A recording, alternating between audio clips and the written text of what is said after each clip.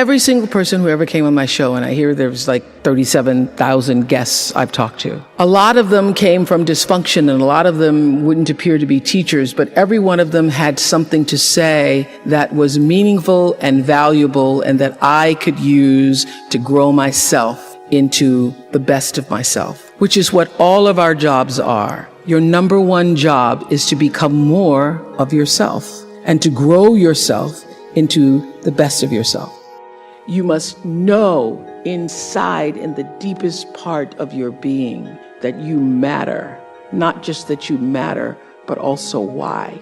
So for me, the foundational base of empowerment, of entrepreneurship, of any kind of engagement, the foundational base of my success, of my well-being, my wholeness, my everything is knowing who I am and where I come from. I'm not a religious man, but I thought the brightness and dimness of the auras were how one lives one's life, so to speak.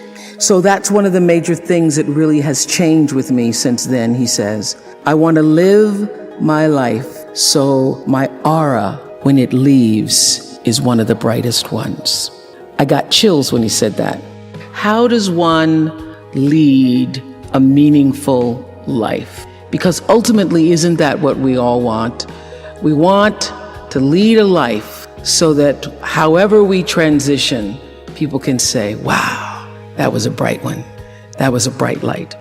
First of all, I think that it comes from a deep sense of awareness about who you are and why you're here. One of my favorite teachers is Gary Zukav, who says that authentic power is when you learn to use your personality to serve the energy of your soul.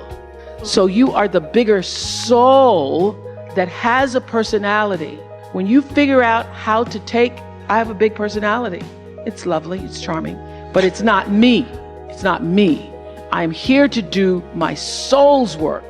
And I use my personality to serve the soul's work. And everybody has a different talent.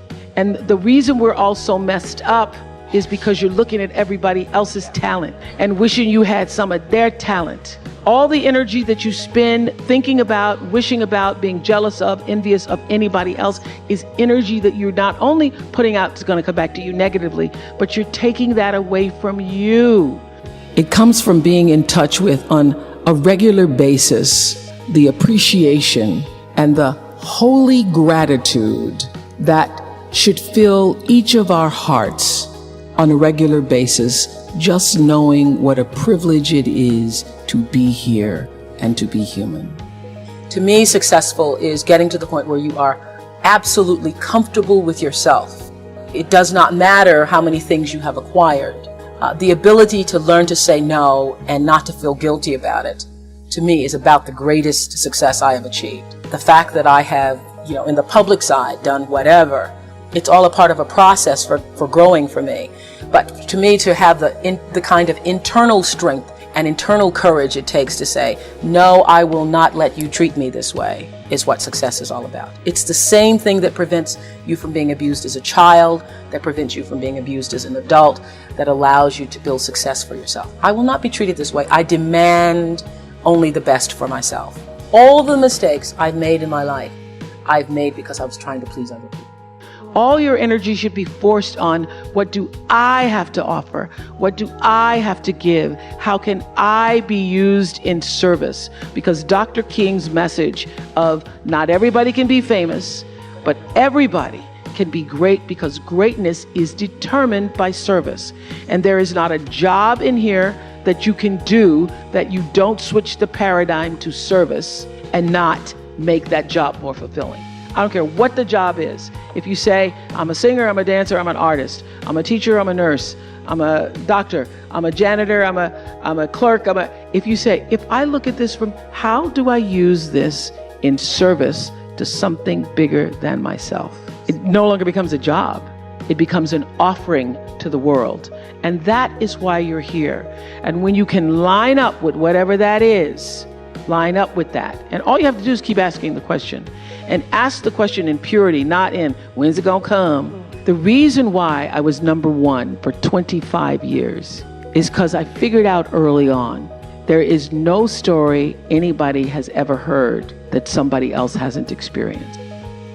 Every one of them. There's not one that I've made because I did something because I really wanted to do this for myself. Every mistake I've ever made is because I went outside of myself to do something for somebody else that I should not have, to please them, just for the purpose of pleasing them.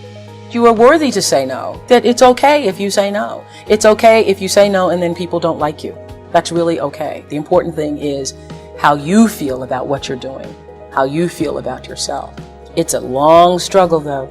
And I'm just hoping that, in the work that I do on the show and the speaking that I do around the country, and that young people who are watching this can get the lesson sooner than I did.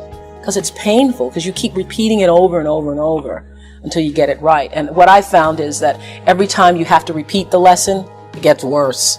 Because I call it God trying to get your attention, the universe trying to get your attention. So we didn't get your attention the first time, so we're going to have to hit you a little harder this time. So I'm still doing it. I'm still learning. I say many times, the universe is always trying to get your attention. I use universe and God interchangeably. It's trying to get your attention. And sometimes it starts out, any major problem you encounter, it always started out as a whisper.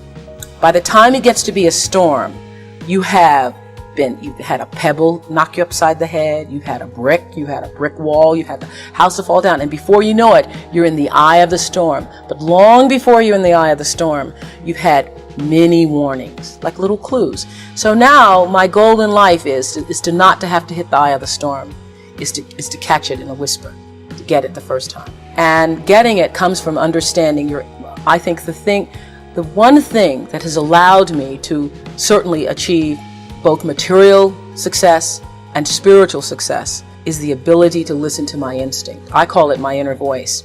It doesn't matter what you call it, nature, instinct, higher power. But the ability to understand the difference between what your heart is saying, what your head is saying. I now always go with the heart. Even when my head is saying, oh, but this is the rational thing, this is really what you should do, I always go with that little feeling, the feeling. I am where I am today because I have allowed myself to listen to my feelings. I feel that luck is preparation meeting opportunity. One of the biggest lessons I've learned recently is that when you don't know what to do, you should do nothing until you figure out what to do. Because a lot of times you feel like you're pressed against the wall and you've got to make a decision. You never have to do anything. No, don't know what to do. Do nothing. I wait. And that has been a big lesson. To be willing to be still with myself and trust myself and my higher power to help me make the right decision and to not feel pressured. See, I think, we create stress for ourselves because you feel like you have to do whatever, you have to do it, you have to. I don't feel that.